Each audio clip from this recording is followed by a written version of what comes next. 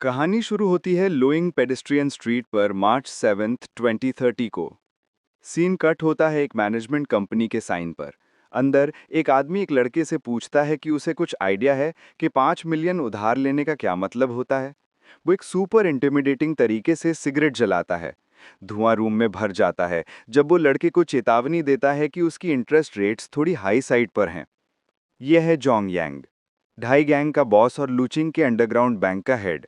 डरा हुआ वो यंग मैन कहता है कि उसे इंटरेस्ट की परवाह नहीं है, बस उसे लोन मिल जाए। जोंग 5 मिलियन 4% इंटरेस्ट रेट के साथ ऑफर करता है। लड़के को 6 मिलियन आधे साल में वापस देने होंगे और अभी भी कोलैटरल देना जरूरी है। इस पर वो डेस्परेट यंग मैन अपने घर का डीड कोलैटरल के तौर पर ऑफर करता है। जोंग डॉक्यूमेंट देखता है, सोचता है कि घर की कीमत 4 मिलियन ही होगी ज्यादा से ज्यादा। लड़के को इजी प्रे समझते हुए स्मर्क के साथ वो ब्रदर चेन से कहता है कि घर 5 मिलियन लोन के लिए काफी नहीं है।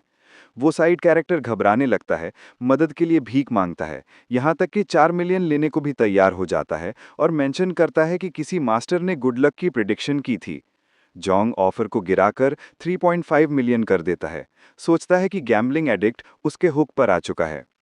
यंग मैन तुरंत एक्सेप्ट कर लेता है, उसे थैंक करता है और प्रॉमिस करता है कि वो जल्द ही सब कुछ वापस चुका देगा। फिर वो मॉब बॉस फाइनल कंडीशन रखता है, 3 महीनों में 4.9 मिलियन वापस दो, नहीं तो घर उसका। हमारा प्रोटैगनिस्ट बिना किसी प्रॉब्लम के टर्म्स मान लेता है, पर उसकी एक कंडीशन है। वो मॉब बॉस को घूरता है और अपने कंडीशन बताता है, जिससे जांग क्यूरियस हो जाता है। 10 मिनट बाद एक गून पोलाइटली ब्रदर चैन को अलविदा कहता है। एक पल बाद हमारे हीरो को अपने अकाउंट में 3,50,000 युआन का नोटिफिकेशन आता है। वो सोचता है कि वो मॉब बॉस कितना इडियट है, क्योंकि 1 महीने में अपोकलिप्स आएगा और कोई भी लोन वापस नहीं चुकाएगा। हमारे हीरो को याद आता है कि उसकी पास्ट लाइफ में एक नेचुरल डिजास्टर ने पूरे प्लैनेट के इकोसिस्टम को बदल दिया था। इंटेंस सोलर रेडिएशन ने ग्लोबल एवरेज टेम्परेचर को 140 और 160 डिग्रीज फ़ारेनहाइट के बीच बढ़ा दिया था। ह्यूमैनिटी को 30 दिनों तक चलने वाले हाई टेम्परेचर अपोकलिप्स का सामना करना पड़ा था। हर जगह मॉन्स्ट्रस क्रीचर्स निकलने लगे थे। प्रेजेंट में जोंग सोचता है कि गैम्बलिंग एडिक्ट घर डिजर्व नहीं करता, क्योंकि उसने पैसे जल्दी पाने के लिए इंटरेस्ट बढ़ा दिया। उसका सबॉर्डिनेट चिंता करता है और पूछता है कि कहीं ये ट्रैप तो नहीं, क्योंकि घर की कीमत 4 मिलियन से ज्यादा थी। लेकिन जोंग कहता है कि उसने ऐसे गैम्बलर्स देखे हैं जो पैसों के लिए अपनी फैमिली तक को बेच देते हैं, तो घर तो कुछ भी नहीं। फिर वो अपने आदमियों को ऑर्डर देता है कि कसिनो को रिग करें ताकि घर ले सकें, और अगर हो सके तो लड़के को पार्ट्स के लिए भी सेल कर दें। बाहर प्रोटैगनिस्ट फोन देखते हुए चलता है। वो उस बूढ़े बेवकूफ पर स्कॉफ करता है, कहता है कि उसने सिटी के हर लोन शार्क से पैसे लिए हैं और उसे हाई इंटरेस्ट रेट से डर नहीं है। एक विकेट स्माइल के साथ वो सोचता है कि जब उसके पास कैश है तो कोई भी उसे उससे वापस नहीं ले पाएगा। उसे अपोकलिप्स याद आता है, जहां जमीन सूख गई थी, सारे प्लांट्स खत्म हो गए थे और वर्ल्ड ऑर्डर पूरी तरह से कोलैप्स हो गया था। तब सप्लाईज की कमी थी और लोग सर्वाइव करने के लिए कुछ भी करते थे। सप्लाईज होना मतलब उस केओस के बीच अल्टीमेट पावर और वेल्थ होना। यहाँ तक कि बिलियनियर्स और सेलिब्रिटीज भी भूखमरी से बचने के लिए खाने और पानी के लिए घुटनों पर भीख मांगते थे। लेकिन अब जब उसका रीबर्थ हुआ है, तो हमारे हीरो के पास डिजास्टर आने से पहले प्रिपेयर करने के लिए काफी टाइम है। जब वो एक कन्वीनियंस स्टोर में होता है, तो उसे एक आवाज़ सुनाई देती है और वो दो विमेन को देखता है। वो दोनों एक लेजेंडरी एक्सपेंसिव आइसक्रीम के बारे में बात कर रही हैं, जिसे आइसक्रीम असैसिन कहा जाता है। ये सुनकर प्रोटैगनिस्ट का चेहरा प्योर रेज के एक्सप्रेशन में बदल जाता है। उसे याद आता है कि उसकी पास्ट लाइफ में उसने वो एक्सपेंसिव आइसक्रीम ल्यू वॉन्किंग नाम की एक औरत के लिए खरीदी थी। बस उसकी याद ही उसे बिल्कुल गुस्सा दिला देती है। तो वो काउंटर पर जाता है और स्टोर में जितने भी टाइप्स की आइसक्रीम हैं, उनमें से हर एक के 10 मांगता है। दोनों लड़कियां हैरान हैं, सोच रही हैं कि क्या वो अफोर्ड भी कर सकता है, और सोचती हैं कि ऑर्डर देते हुए वो काफ़ी हॉट लग रहे हैं। कैशियर भी शॉक में है और पूछती है कि क्या कस्टमर ऑर्डर को लेकर सीरियस है। वो उसे वार्न करती है कि स्टोर हाई एंड आइसक्रीम बेचता है और हर एक के 10 की कीमत 20,000 से ज़्यादा होगी। उनमें से एक औरत उसके कपड़ों पर स्कॉफ करती है, कहती है कि अगर वो सच में इसके लिए पे करता है तो वो वहीं सबके सामने घुटनों पर आ जाएगी। प्रोटैगनिस्ट फिर उसकी तरफ मुड़ता है और पूछता है कि क्या वो सच में चाहता है कि वो घुटनों पर आ जाए, और उसे ओपोजर बुलाती है। एक स्मर्क के साथ हमारा हीरो कहता है कि उसने उसे चांस दिया, लेकिन अब उसे घुटने टेकने पड़ेंगे और अब उसे डिवाइन इंटरवेंशन भी नहीं रोक सकती। वो साइड कैरेक्टर प्रोटैगनिस्ट की ओडेसिटी पर गुस्से में है, जबकि वो बस मॉकिंग तरीके से मुस्कुराता रहता है। फिर वो कैशियर से सब कुछ बैक करने को कहता है और अपना फ़ोन दिखाता है जिसमें 2 मिलियन से ज़्यादा का बैलेंस है। कैशियर स्पीचलेस है और कहती है कि उसे मैनेजर को बुलाना होगा, बस एक पल। एक पल बाद FQ अपना इंट्रोडक्शन देता है और चैन उससे पूरे स्टोर की आइसक्रीम की कीमत कैलकुलेट करने को कहता है। FQ एग्री करता है और नंबर्स क्रंच करना शुरू करता है, सोचता है कि इस एक कस्टमर ने पूरे महीने की सेल्स कवर कर दी। वो रिपोर्ट करता है कि डिस्प्ले पर मौजूद प्रोडक्ट्स की कीमत 70,000 है और पूरे स्टॉक के साथ टोटल 1 मिलियन आता है।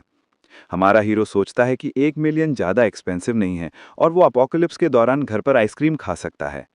चैन कहता है कि वो 3 लाख का डिपॉजिट ट्रांसफ़र करेगा और सब कुछ एक एड्रेस पर डिलीवर करने को कहता है। स्टोर में मौजूद विमेन की तरफ मुड़ते हुए वो कहता है कि आज वो कोई भी आइसक्रीम ले सकती हैं जो वो चाहती हैं। वो अपना इंट्रोडक्शन चैन श्याओ के रूप में देता है और कहता है कि वो सब कुछ पे कर रहा है, जिससे वो औरतें पूरी तरह से इम्प्रेस हो जाती हैं। लेकिन फिर वो रेडहेड की तरफ मुड़ता है और कहता है कि वो अभी भी इंतजार कर रहा है कि वो उसके लिए घुटनों पर आ जाएं। ह्यूमिलिएटेड, वो औरत फर्श पर घुटनों के बल गिर जाती है और रोने लगती है, जबकि प्रोटैगनिस्ट उसको डिसडेन से देखता है। चेन शियाओ पूछता है कि उसे इतना प्रिटेंशियस होने की क्या जरूरत थी जब वो जानती थी कि फाइनल आउटकम यही होगा। बाद में बेंच पर बैठकर वो आइसक्रीम ट्राई करता है और नोट करता है कि फ्लेवर सच में टॉप नॉच है। जैसे ही वो आइसक्रीम बार का मजा लेता रहता है, एक स्ट्रेंज एनर्जी उससे रेडिएट होने लगती है। एक डायमेंशनल स्पेस दिखाई देता है और उसे रियलाइज होता है कि वो उसमें आइटम्स हमेशा के लिए स्टोर कर सकता है, उन्हें परफेक्टली फ्रेश रखते हुए। एक ग्रिन के साथ वो सोचता है कि इस पावर के साथ जब भी उसका मन करेगा, वो सेलिब्रिटीज और मॉडल्स को समन कर पाएगा। हमारा हीरो हैरान है।